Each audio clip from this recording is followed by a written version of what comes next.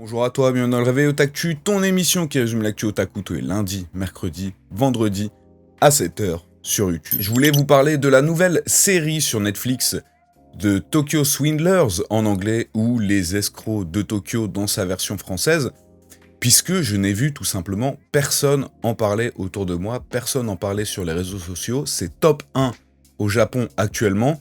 Je me suis regardé les 4 premiers épisodes et c'est incroyable. En gros, le synopsis, je vous le fais en mode freestyle, j'espère que ce sera ça. On suit des escrocs, comme son nom l'indique, à Tokyo, qui ont comme business, en fait, de vendre des propriétés qui ne sont pas en vente. Donc c'est très intéressant, puisqu'on suit une team de, je crois qu'ils sont 5 ou 6. T'en as un qui est chargé un peu des repérages. Il y a le big boss, bon, lui qui choisit tout. T'as un juriste, t'as une meuf qui est chargée de trouver des sosies, parce qu'en fait, leur technique, c'est de passer un petit peu par la pègre et les réseaux souterrains pour mettre en vente des annonces de maisons qui ne sont pas en vente. Donc pour ça, il faut que le propriétaire soit par exemple à l'étranger, ou soit à l'hôpital, ou qui est quelque chose de particulier. Donc pour ça, il faut qu'ils aient de nombreuses informations. Il faut qu'ils arrivent à appâter une agence immobilière, et en plus, trouver un sosie qui est censé être le sosie du propriétaire original. Et c'est super intéressant, parce que croyez-moi, au-delà de l'histoire qui est cool, vous allez en apprendre énormément sur le côté sombre du Japon, puisque habituellement, dans ce genre de série, on voit que le côté positif du Japon. Là, on voit toutes les dérives. Déjà, on voit que tout le monde n'est pas gentil, tout n'est pas tout rose au Japon, qu'il y a de sacrées ordures. Et il y a surtout une grosse critique, je dirais, du monde de la nuit. Et il nous montre plutôt d'une bonne façon comment les soucis de mœurs, entre guillemets, que les Japonais en face sont tout gentils, tout bien, tout clean, mais que derrière, ils font des trucs moyen. Donc voilà, c'est très cool, parce que c'est réaliste, l'histoire de base est cool, les persos sont super bons, c'est super bien joué, la réalisation est au top. En même temps, c'est plus facile à faire puisque c'est une histoire réaliste. Mais aussi, du coup, on suit le groupe des méchants, entre guillemets. Et donc, on va aussi devoir se mettre à la place des gens qui arnaquent, parce qu'il y a des gens qui sont dans des situations assez épouvantables. Vous savez, plus on est désespéré, plus on fait des trucs de fou. Donc, ça prend quand même... ça prend aux tripes, moi ça m'a pris aux tripes, et je vous recommande énormément d'aller regarder ça. Vous me direz ce que vous en pensez dans les commentaires, ou si vous êtes déjà en train de regarder. Sans spoil, n'hésitez pas à dire ce que vous en pensez, mais vraiment... gros coup de cœur pour moi. Très heureux de vous annoncer le partenaire du mois pour le Réveil Otaku, qui n'est autre que Oli. Vous avez déjà tous entendu parler de Oli, c'est la nouvelle boisson révolutionnaire et saine, sans sucre, avec des arômes naturels, pas de taurine et des vitamines. En plus d'avoir des goûts excellents, vous avez une boisson pour chaque occasion.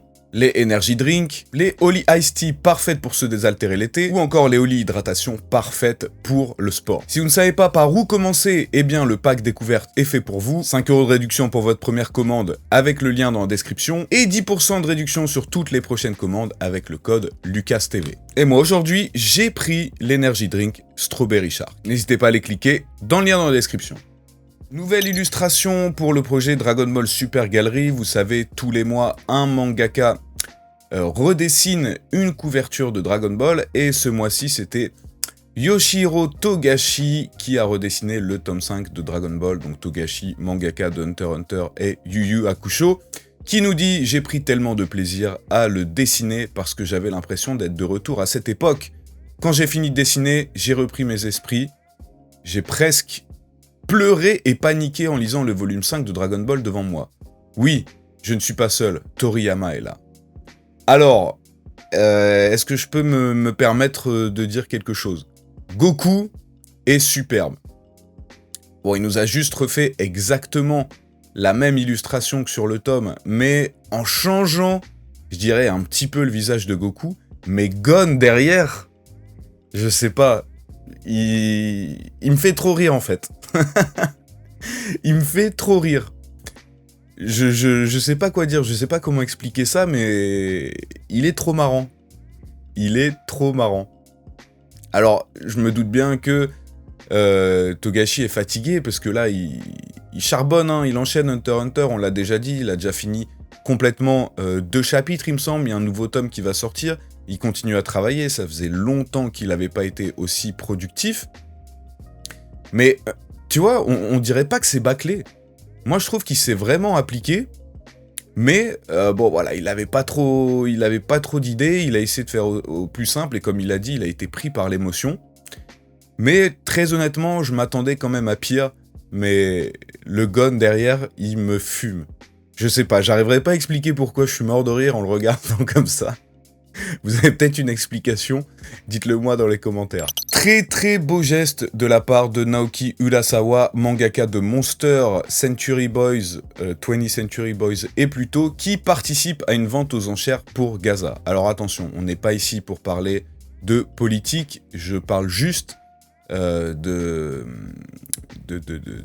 ce que fait le mangaka. Voilà, commencez pas dans les débats à parler de choses qui dépassent l'univers du manga et de la japanimation, si je puis dire. Donc en gros, il participe à des ventes aux enchères humanitaires fondées par une chanteuse japonaise et organisées par d'autres artistes japonais pour soutenir les habitants de Gaza. Et pour ce faire, le meilleur moyen qu'ont les artistes, en réalité, c'est de signer leurs œuvres. Et donc, eh bien, Urasawa va mettre en vente certains tomes de certaines de ses œuvres, comme par exemple celle de Monster, avec un autographe et un dessin original à l'intérieur. Et l'argent généré suite à la vente de ce tome et de tout ce que les autres artistes vont aussi vendre, eh bien, serviront pour les victimes de Gaza. Voilà, en plus d'être un grand artiste, eh bien, c'est un grand homme, dans tous les sens du terme. D'ailleurs, je vous conseille d'aller regarder l'animé Pluto, qui est sorti il y a quelques mois sur Netflix, si ce n'est pas déjà fait. Très très bonne retranscription de son manga, qui était sorti déjà maintenant il y a un petit moment. Et pour la fin de My Hero Academia, du manga, il y aura un énorme projet au Japon, intitulé Six Ending Commemoration Project. Alors, ce projet contiendra une application de manuscrit digital, aucune idée de ce que ça peut être. La sortie du volume 42 le 4 décembre 2024 au Japon. Un fanbook qui sortira en janvier 2025. Un artbook qui sortira en avril 2025. Quelle est la différence entre un fanbook et un artbook, à vrai dire, je ne sais pas trop. Une exhibition spéciale pour l'été 2025, très certainement encore seulement à Tokyo. Et un projet secret qui sera annoncé en août 2024. Donc là, ce sera dimanche, donc on en parlera très certainement lundi. À votre avis, qu'est-ce que ça peut être? Un jeu vidéo? Un film? Bah non, parce qu'un film, il y en a un qui est déjà sorti il n'y a pas très longtemps. Un spin-off? Préquel? Séquel? On n'en sait rien. Vous qui avez lu My Hero Academia jusqu'à la fin, vous devez peut-être savoir. Mais voilà, en tout cas, ça prouve que c'est fini, mais c'est pas fini. Et c'est pareil pour toutes les œuvres, en fait. Tant qu'il y a de l'argent à se faire, eh bien, ça se fera de l'argent. Donc voilà, le gros projet My Hero Academia qui va arriver. On espère pour vous, fans de My Hero Academia, que le gros projet qui va être annoncé, là, dimanche, vous allez pas vous faire carotte, comme nous, on s'est fait carotte avec Tokyo Ghoul. On pensait à un retour de l'animé, et on se l'est prise... voilà, je vais pas détailler. C'était juste une exhibition.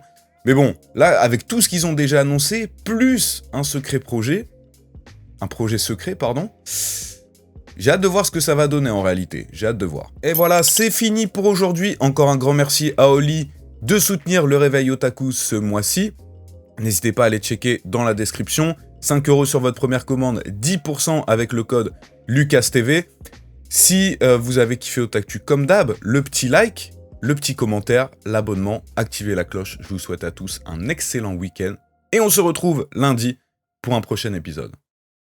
Jana.